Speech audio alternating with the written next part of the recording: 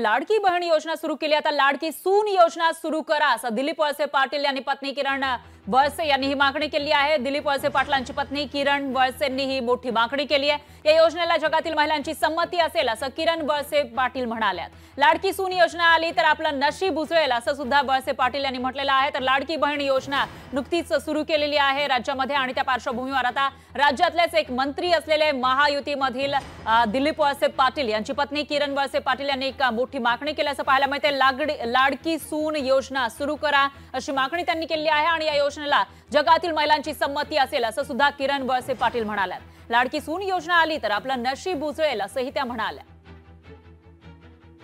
तालुक्यात जेवढे गाव आहे 140 142 किती आहे जेवढे गाव तेवढ्या सगळ्या गावांमध्ये आपण ही योजना राबवणार आहे।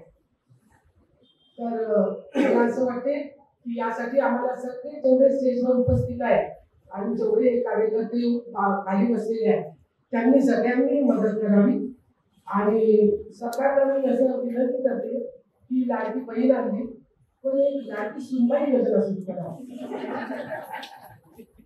मला वाटतं जगातल्या सगळ्याच महिलांची संमती आहे। सुनेचं दुःख कोणाला कळत नाही, तुम्ही सुनवत्या तुम्ही सुनवत्या आम्ही सुना आम्हाला सुना आल्या तर बरे आपलं नशीब राहील आपल्याला ही योजना आली तर। लोकशाही मराठी ऐका पहा जागरूक रहा।